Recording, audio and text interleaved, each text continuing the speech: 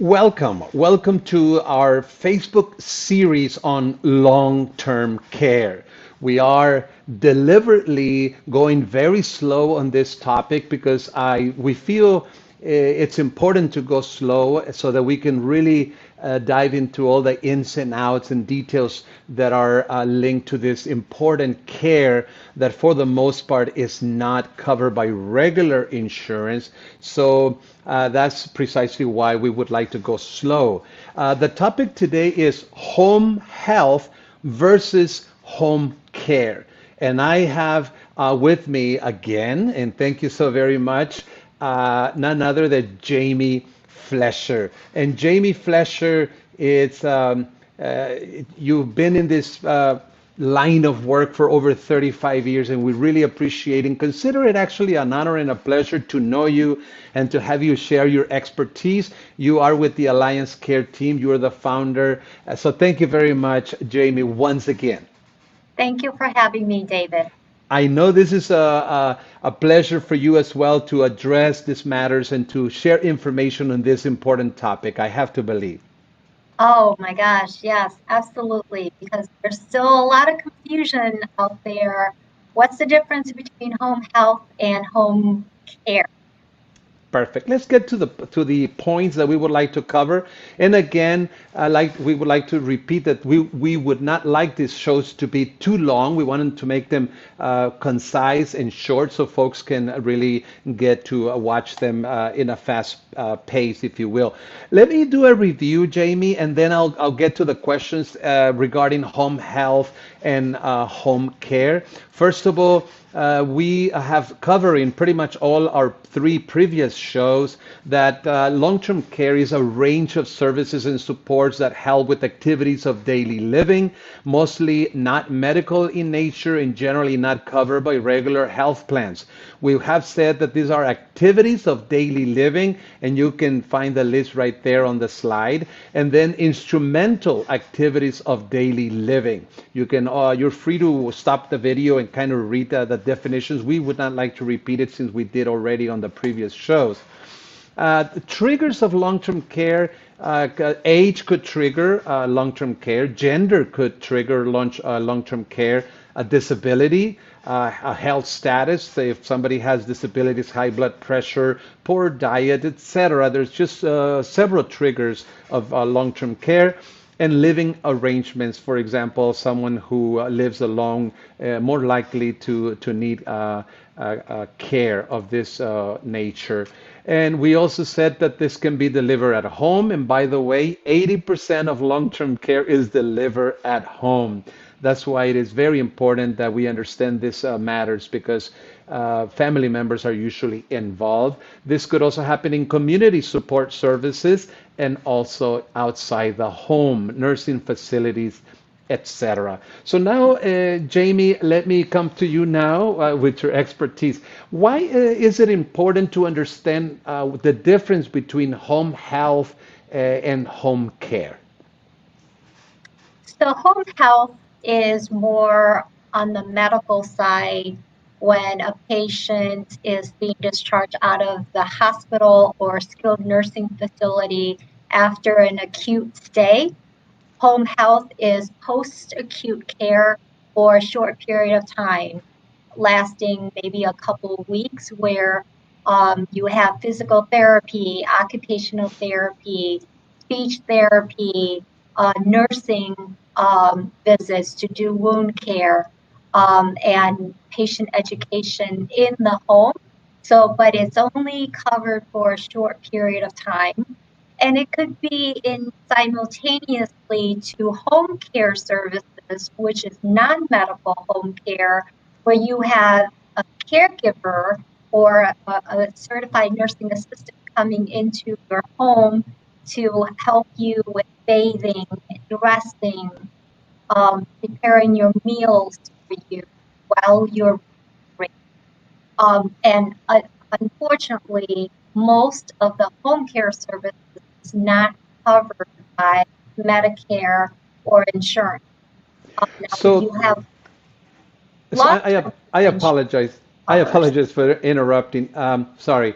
So this home health is not necessarily in the realm of long-term care, even though it could overlap, right, to long-term care in the home care aspect of it. So I have to believe that if we see these 3 points, the second one, it has to be offered home health, that is by a licensed professional, which is very different than home care, which we will cover in the next slide. So can you just share a little bit about the second point, offered by licensed professionals and registered and licensed practical nurses, occupational, cover that point for us if you don't mind. Yes, so again, it's usually covered by Medicare or Medicaid, and they're licensed professionals like physical therapists, occupational therapists, nurses, speech therapists, or even sometimes they'll send in a certified nursing assistant just to help with a bath.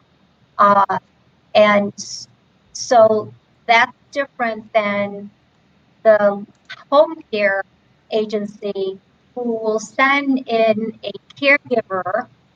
Sometimes they're certified caregivers, and other times not certified caregivers, um, and or a certified nursing assistant. They Perfect. send in. Yeah. So now let's cover, and now the last point is mostly prescribed by doctors following a discharge from rehabilitation, hospitalization, or skilled nursing facility. So again, this is a very specialized care, and it's not necessarily linked to long-term care, even though they can overlap. Let's move on, if you don't mind, Jamie, to home care, which is more linked to long-term care, the ones that we are covering. Can you share just a little bit more following those points on the slide, if you don't mind? Yeah, so again, home care is non-medical versus home health being medical. And so home care, you have caregivers that can come into your home and help with activities of daily living, bathing, dressing, toileting, help you with eating if you need help with that, help you ambulating safely. And then the IADLs, all of the housekeeping, they clean for you, cook for you, do your laundry, can assist with grocery shopping, all of that. And, the caregivers don't have to be certified. Mm, But some are certified and some are they're certified nursing assistants, which is regulated by the Arizona Board of Nursing. mm. They certify CNAs, and then So, Access can also certify caregivers. So certified caregivers, or here in Arizona, we have Arizona Long-Term Care, and there are agencies that that are contracted with Arizona Long-Term Care. And for those agencies that are contracted, they have to train their caregivers to be direct care workers. And on the Access website, there's information on how those caregivers are being trained. Usually, they're taken through the principles of caregiving, and there's some testing involved, so that they can work for the agencies that are contracted with Arizona Long-Term Care.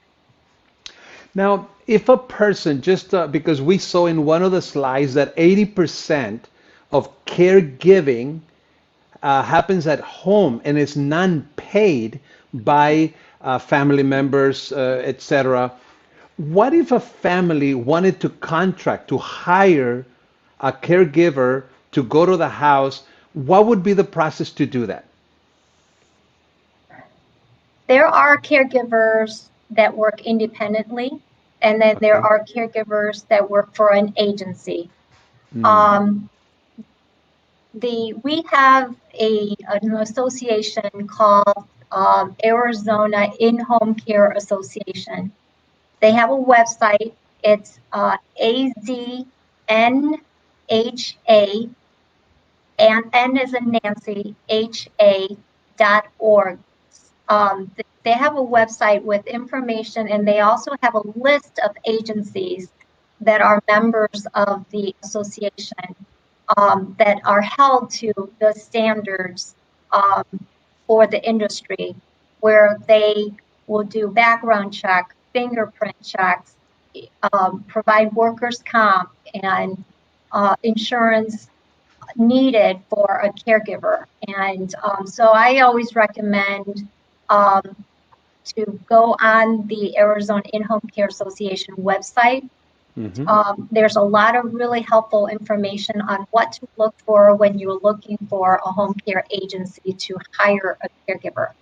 Some people hire caregivers independently, but you also run a lot of risk when you do that. Right. So somebody can just find a caregiver, independent one, and run those risks, or unless they do research and feel comfortable doing it, maybe they got recommended by somebody else, or they can go to one of these agencies and hire. Now, it's in terms of cost.